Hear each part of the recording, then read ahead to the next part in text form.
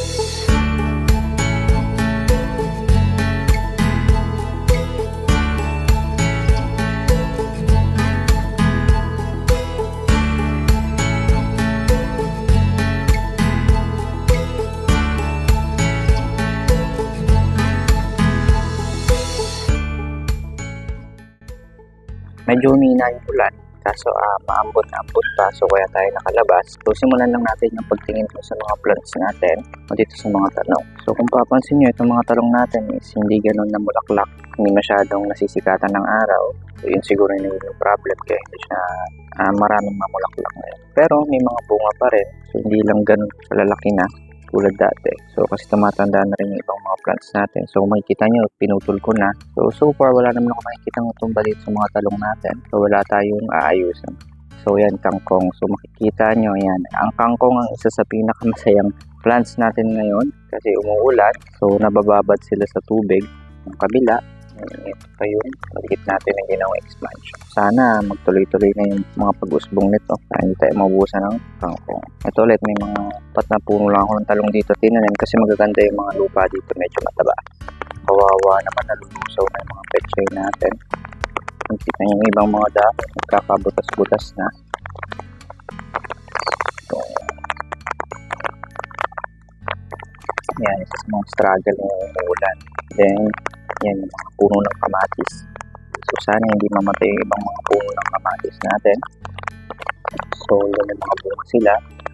Inaano ko lang baka mamaya masobrahan sila sa tubig. Maaari silang mamatay kasi actually meron ako na experience niyan before. Yung mga nagdaang bagyo din. Sobrang babad sa tubig kaya namatay. Yung iba maliliit pa.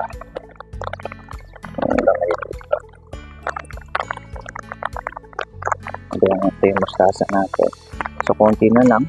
Konti na yung mustasa natin. So, meron naman ako nakaredy na for transplant. So, I think mga Sunday mo ka-transplant na natin. The same with pechay. So, may isa rin ang puno ng talong dito. So, maganda yung lupa kahit tinataniman ko, sayang. And then, yun, meron tayong okra. So, yun, pwede nang i-harvest to. So, may juice na mga okra tayo dito. Mga namumulaklak pa. Dito may mga talong din. Kalat-kalat lang yung mga talong ko. Kasi maganda kasi yung lupa. Nagtatanim din ako ng talong. Then bell pepper. We have here bell pepper.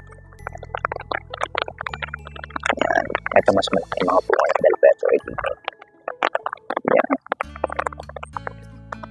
Yan. So okra. Calamansi yan. So same with you. Okra tayo. May credit na manifest ng okra.